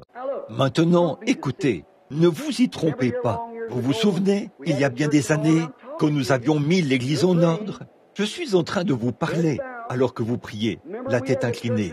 Vous vous souvenez quand nous avions mis l'Église en ordre? Lorsqu'un message était donné par prophétie ou par le parler en langue suivi de l'interprétation, on le notait et on le déposait ici sur l'estrade. Et 3 hommes l'attestaient. Je donnais ce message depuis l'estrade. Si cela ne s'accomplissait pas, alors il y avait un mauvais esprit parmi vous. La personne s'avançait ici et mettait cela en ordre. Si quelqu'un faisait quelque chose de mal et qu'une sœur ou un frère le voyait mal agir, il allait le voir. Quand la personne venait à l'église, on la prenait par le bras et on se retirait là derrière, dans la petite pièce. On lui disait, « Frère, Je vous ai vu dans un mauvais endroit. Je ne vais pas le dire devant toute l'Église, parce que je vous aime. Vous aviez tort. Prions maintenant. Voyez? Maintenant, soyez honnête avec vous-même. Si l'amour de Christ est dans votre cœur, par-dessus tout le reste, que Dieu vous bénisse. Tout va bien pour vous. Mais si ce n'est pas le cas, ne vous laissez pas tromper. Ces esprits sont trompeurs au possible. Ils vous trompent. C'est ce que celui-là a fait à Ève. Il lui a dit tout un tas de nouvelles vérités. Oh oui, Dieu l'a dit. Ah oui, mais il y a un petit défaut là-dedans. C'est ce qui nous a brisés ce matin. Nous voyons le petit défaut dans la chaîne. Voilà la cause de tous les ennuis. Frère, si vous n'êtes pas en parfaite harmonie avec le cœur de Dieu, voulez-vous lever la main maintenant vers Dieu pour dire, « Oh Dieu, par ce geste, je veux vraiment être en règle. Personne d'autre que moi ne regarde. » Levez la main. Que Dieu vous bénisse, madame. Quelqu'un d'autre? Que Dieu vous bénisse. Que Dieu vous bénisse. Et vous, que Dieu vous bénisse. Eh bien, il vous connaît. Il connaît chacun de vous. Il sait exactement quel est votre désir. Maintenant, notre manière de faire à l'ancienne mode, pendant que vous avez la tête inclinée, c'est que les gens s'avancent à l'autel. C'est très bien. J'aime ça. Ce n'est pas selon la Bible. C'est juste une doctrine d'Église. À tous ceux qui l'ont reçu, il a donné le pouvoir de devenir des fils et des filles de Dieu. Pendant que vous êtes assis là et que vous avez levé la main, vous êtes une douzaine ou plus. Voulez-vous maintenant accepter du fond de votre cœur, après avoir dit que vous aviez le sentiment que vous devriez le faire? Voulez-vous, le même groupe de gens qui ont levé la main, voulez-vous lever la main pour dire « J'accepte ceci maintenant, frère Branham. J'accepte Jésus maintenant, peu importe ce que j'ai fait. Je l'accepte maintenant comme mon amoureux et mon sauveur. » Que Dieu vous bénisse, monsieur. Que Dieu vous bénisse, monsieur. Que Dieu vous bénisse. Que Dieu vous bénisse, madame. Je vais l'accepter maintenant. Quelque chose dans mon cœur me dit que je le veux. Il y a quelque chose qui me dit que je dois le faire maintenant même. C'est aujourd'hui mon jour. Peut-être que la prochaine fois, j'en serai trop éloigné. Que Dieu vous bénisse, monsieur. Que Dieu vous bénisse, frère. Que Dieu vous bénisse, madame. Je vois votre main. J'ai le sentiment qu'il faut que je le fasse maintenant. Mes amis, l'Église est en train de se refroidir. L'Amérique sera bientôt jugée. Toutes les nations l'ont reçu. Qu'est-ce que vous serez dans 100 ans? Vous serez quelque part. Entre 7 minutes et dans 100 ans, vous quitterez ce monde. Vous feriez mieux d'être certain. Ne prenez pas cela à la légère. La parole est en train d'être prêchée par le Saint-Esprit, et c'est la vérité qui vient de la parole de Dieu. Il y a quelqu'un qui vous aime. Eh bien, vous ne pouvez pas lever la main, à moins que quelqu'un vous ait appelé à lever la main. Et ça, c'est le Saint-Esprit. Nul ne peut venir à moi si mon Père ne l'attire premièrement, et s'il vous aime suffisamment pour frapper à votre cœur et dire « Oui, c'est à toi que je parle. C'est maintenant le moment. Je veux entrer en toi avant d'avoir à t'ôter de cette terre prématurément. Je vais maintenant te demander de lever la main. Alors, ne voulez-vous pas le faire? Une autre personne veut dire, je l'accepte maintenant du fond de mon âme. Maintenant, je vais prier pour vous. Que Dieu vous bénisse, madame. J'avais le sentiment, chère sœur, que c'était vous. J'ai regardé là-bas. Bien sûr, vous êtes tous conscients que je ne suis qu'à quelques jours, à quelques heures, des réunions là-bas. En ce moment, je passe beaucoup de temps à prier dans mon bureau. Le service de guérison, l'ange du Seigneur est proche. De grandes choses se produiront. J'ai regardé là, au fond, et j'ai vu quelque chose qui se tenait dans la pièce. C'était au-dessus d'une jeune femme. J'en ai vu d'autres lever la main. J'ai ressenti quelque chose qui attestait que c'était vrai. Je me suis dit, si je fais un autre appel, si seulement cette femme pouvait lever la main. Et elle l'a fait. C'était réglé. Alors, ô Dieu, toi l'amant de notre âme, qui sommes-nous de toute façon? Eh bien, avant même que le monde ait été formé, tu connaissais chaque moustique qu'il y aurait sur la terre, chaque fourmi, chaque chic. Tu es infini. Et tu savais que ce matin, des gens allaient lever la main. Tu le savais. Eh bien, tu les as vus avant le commencement du monde. Tu l'as toujours su. Et tu savais que ceci se produirait afin que tu exprimes ton amour à ton peuple. Tu as dit que tu as suscité Pharaon et que tu as endurci son cœur, afin que tu puisses montrer ta puissance. À combien plus forte raison exprimeras-tu ton amour? Satan, ce méchant, qui a perverti le bien au mal. Tu lui as permis de le faire, parce que cela te permet alors d'exprimer ton amour à ton peuple. Et, ô Dieu, nous t'aimons tant, nous t'apprécions. Et je prie, ô Dieu, que ces gens mènent une humble vie chrétienne désormais, car ils t'ont accepté. Et s'il y en a d'autres, peut-être que je ne les ai pas tous vus, peut-être que tu ne me les as pas tous montrés, mais tu leur as parlé. S'il y en a d'autres, bénis-les aussi, car nous le demandons au nom de Jésus-Christ. Amen.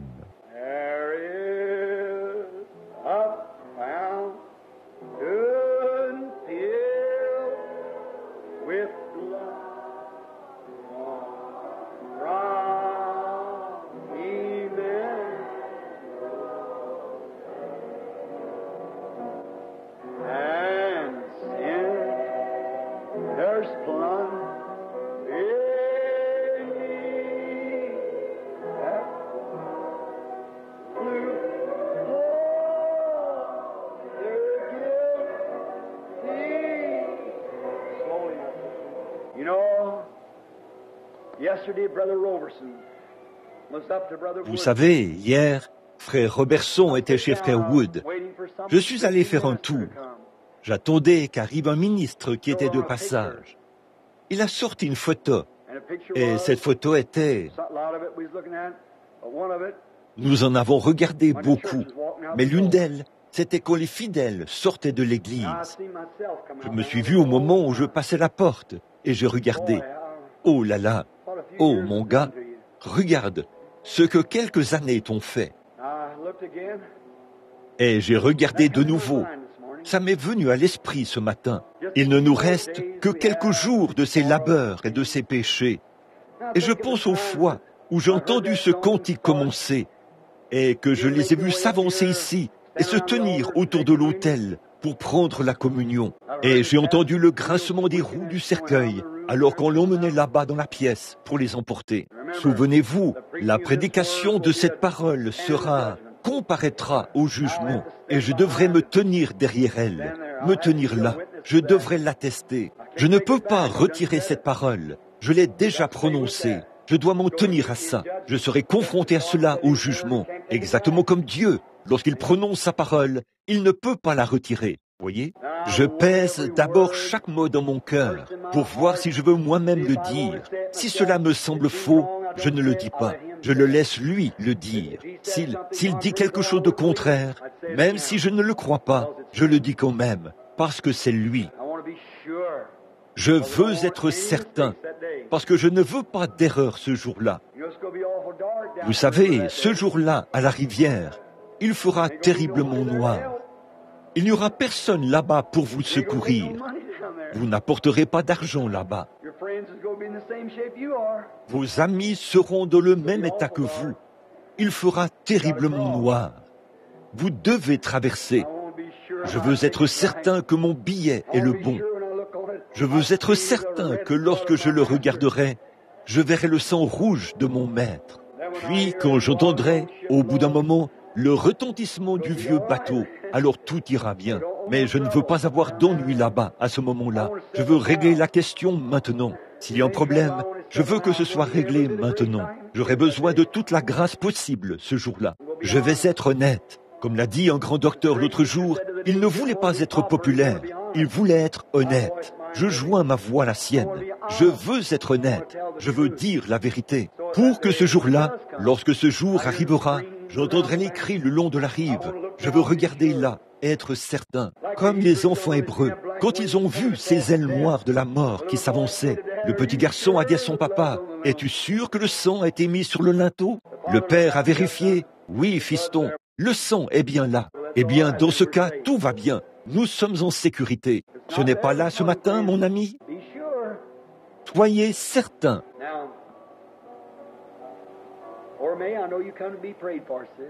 Maintenant, Oramei, je sais que tu es venu pour qu'on prie pour toi, sœur. Cette pauvre petite fille qui est assise ici dans la rangée, là, toute menue. La petite Shirley qui est assise ici, en train de pleurer. Elle vient d'arriver de l'Arizona. Je pense à ces petits-enfants. Vous vous souvenez tous d'elle, lorsqu'elle vivait là, dans une petite maison carrée. Leur pauvre vieux papa s'asseyait avec elle là au fond de l'église, pour en prendre soin. Vous vous souvenez de ces petits-enfants que nous connaissons tous. Et la pauvre petite Oramé, il faut être à deux pour élever une famille. Oh Dieu, cette horrible chose qu'est le mariage et le divorce. Et Curtis, il a fait tout son possible pour prendre soin d'elle. Il a travaillé dur.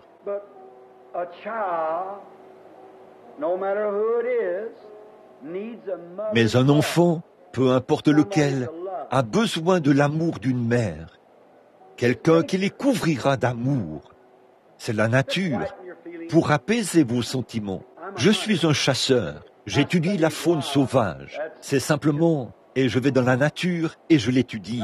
Une vieille maman ours, quand elle se retire de sa tanière à l'automne, elle s'est accouplée et sera mère de nouveau. Elle chasse tous ses oursons. Elle en a soit un ou deux. Elle les chasse pour qu'ils aillent hiberner tout seuls afin qu'ils s'y habituent. L'année suivante, quand elle sort, elle a deux autres petits bébés, un ou deux autres. Elle les materne pendant l'été. Puis, à l'automne, elle les chasse à leur tour. L'été suivant, elle en a deux autres. Mais qu'arrive-t-il si elle n'a pas de bébé cette année-là? Vous savez ce qu'elle fait? Elle sort, essaie de retrouver ses oursons, qui sont déjà aussi gros qu'elle. Si elle ne les trouve pas, elle prend quelques petits louveteaux. Elle prend quelques coyotes. Elle pourrait même prendre un bébé humain. Certainement, ça c'est déjà fait. Elle va prendre ce petit bébé, ou quelque chose d'autre, et elle va le materner. C'est simplement la nature. Elle n'y peut rien. Regardez une petite fille avec sa poupée. Eh bien, elle n'a pas 3 ans. J'ai vu ma petite Sarah l'autre soir. Je suis allé dans sa chambre. Une petite fille nerveuse qui était là à dormir, avec sa petite poupée sur son bras. Je me suis tenu là et j'ai regardé. Je me suis dit, pauvre petite, tu sais, dans peu de temps, dans plusieurs années, papa vieillira. Au bout d'un moment, je le suis maintenant, je vais grisonner et m'en aller. Mais c'est une préfiguration. Un jour, un vrai petit bébé sera couché là. C'est tout simplement en vous. Et si vous n'aimez pas ces petits, quelque chose d'autre prendra leur place. Si un homme n'adore pas Dieu, il adorera sa voiture, il ira au bar, il fera autre chose. Il se mettra à fricoter. En effet, il faut que quelque chose prenne cette place. Maintenant, notre sœur, mon intention n'est pas de l'émouvoir, mais du fait qu'elle n'a pas été entourée des soins d'une mère comme il se doit. Quelque chose d'autre a pris cette place. Et ce matin, la pauvre petite souffre de dépression nerveuse. 2 petits bébés. Elle a fait des erreurs. J'en ai fait aussi. Et qui d'autre n'en a pas fait? Mais j'essaie de dire qu'il y a quelqu'un qui lui a déjà pardonné. Elle a levé la main tout à l'heure. Tout a disparu. C'est venu d'un cœur sincère, comme je veux croire que ça l'était. Regardez bien ce qui va se passer. Quand elle sera une vieille femme aux cheveux gris, ça subsistera toujours. C'est vrai, mais elle est nerveuse. Il n'y a aucun médicament au monde qui puisse soulager les nerfs. Si vous prenez des médicaments pour calmer vos nerfs, vous serez 2 fois plus mal en point quand leurs effets s'estomperont. Il n'y a pas de traitement contre la nervosité. Mais je suis si heureux qu'il y a un remède. Vous savez, j'en ai souffert aussi. Il y a un remède, pas un traitement, un remède, un double remède. Dans ma prédication d'hier à la radio, la flèche de la délivrance. Les prédicateurs ont tiré et très peu frappé, comme Joas jadis. Il aurait dû frapper davantage. Mais regardez, mon frère, ma sœur, le remède, c'est Christ. Ou, puis-je dire ceci, à la chair, derrière cette espèce de petite structure en bois qui était construite ici, mais c'est tout aussi sacré que n'importe quelle chair pour l'Évangile. Elle a été consacrée à Dieu. Nous sommes des gens pauvres. Le dessus n'est peut-être pas recouvert d'or, mais le Saint-Esprit est venu ici et a fait de grandes choses pour nous. Ma chère sœur, que Dieu bénisse ton petit cœur. En tant que mère et en tant qu'enfant, si tu acceptes ce que frère Bill a dit, ou te dit maintenant, je t'assure, ma chérie, que tu repartiras d'ici, tu seras en bonne santé. Là, lorsque tu as levé la main tout à l'heure, tu as accepté Christ à ce moment-là. Je veux que dans quelques minutes, je veux que tu t'avances ici. Et je peux te prouver à toi d'en juger, par la grâce de Dieu et par le Saint-Esprit qui se tient ici en ce moment. Je peux faire en sorte que cela te quitte. C'est vrai, je n'ai jamais vu cela faillir. Mais par la suite, cela reviendra sur toi quand tu seras parti d'ici, vois-tu, si tu le permets. Mais si tu n'acceptes plus cela, peu importe comment tu te sens, continue à dire « Jésus-Christ me guérit ». Vois-tu, tu es tombé au Ramey, d'ici, en haut, du temps où tu vivais dans la joie. Tu faisais du vélo et tu courais ici dans la rue. Tu étais heureuse en ce temps-là. Tu n'avais pas les sentiments que tu as maintenant, n'est-ce pas? Tu vois? Maintenant, tu es tombé ici, en bas, parce qu'il n'y avait rien là pour te retenir, ma chérie. Tu es tombé ici, en bas. Mais maintenant, tu dois croire que tu es ici, en haut, et le croire. Et la foi sans les œuvres est morte. Si tu le crois, alors agis comme si tu étais là-haut. Et alors Dieu t'élèvera de nouveau pour te placer directement là-haut. Voilà ta tante Meda, qui est assise là, au fond. Elle a eu la même chose. J'ai eu la même chose. Je sais ce que c'est. Mais Dieu est le remède. Vas-tu le croire ce matin, au Ramey? Je veux que tu t'avances ici. N'importe qui parmi vous, les malades, pour qu'on vous oigne. Très bien. Courbons la tête un instant. Église, vous connaissez tous Curtis. Vous connaissez au Ramey. Rien qu'en regardant au Ramey, on peut voir qu'il s'est passé quelque chose. Elle est abattue et bouleversée. Au Ramey, c'est maintenant le temps du rétablissement. Je veux te demander quelque chose. Bien des fois, au Ramey, tu t'es dit, si seulement je pouvais trouver un point de départ, si seulement je pouvais commencer à me sentir mieux en ce moment, je crois que je pourrais m'en sortir. Vois-tu, c'est vrai, n'est-ce pas? Eh bien, tu en es là en ce moment, au Ramey. Tu es au meilleur endroit au monde, à l'hôtel, où la seule personne au monde qui puisse t'aider va le faire. Et c'est Dieu. Je veux que vous courbiez tous la tête et que vous priez avec moi.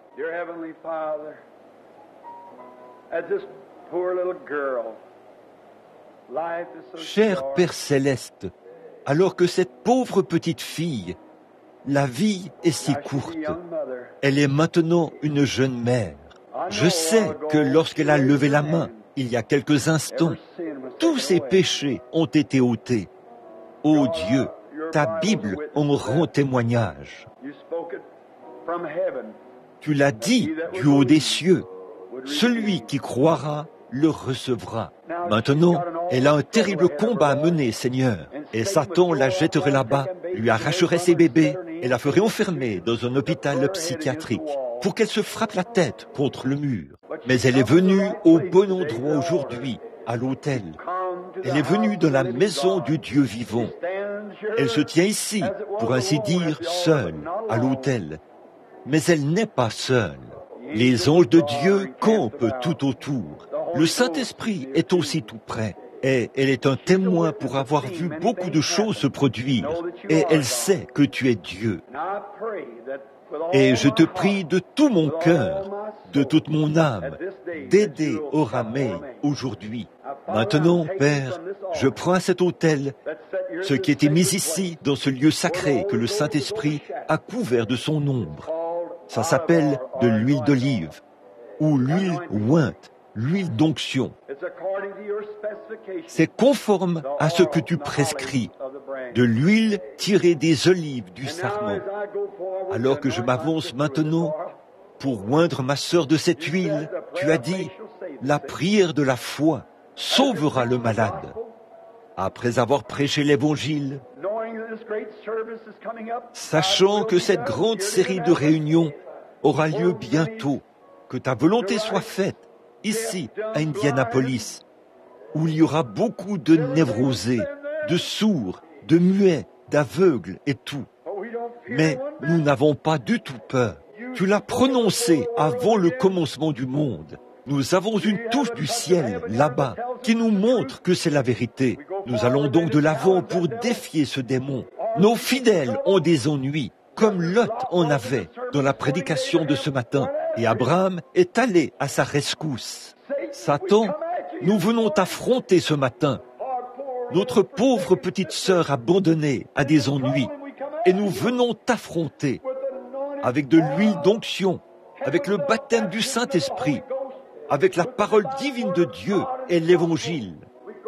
Nous allons lui imposer les mains au nom de Jésus-Christ et nous te chassons d'elle. Jésus a dit, allez, et cela ne peut pas faillir. Il a dit, en mon nom, ils chasseront les démons. Et tu es un démon.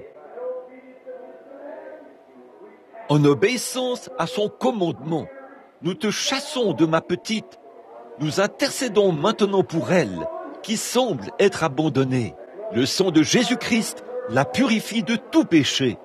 Aujourd'hui, elle est devenue pure et sainte aux yeux de Dieu, par la confession de son péché, par la purification de l'Évangile. Nous chassons cette nervosité.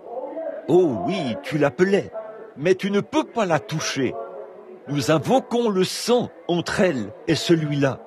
Nous servons de médiateur.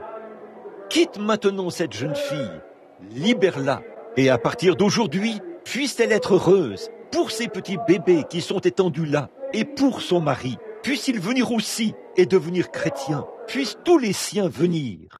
Un jour, dans la gloire, que le grand cercle familial soit complet là-bas. Puis sa mère, son père et tous les siens, sans exception. Ô Dieu, accorde-le. Puisse-t-elle être libre dès cette heure. Nous la libérons par l'amour parfait, par les commandements de la Bible et par la mort, l'ensevelissement et la résurrection de Jésus-Christ, par son sang et par le Saint-Esprit. Nous te l'amenons au nom de Jésus-Christ. Amen.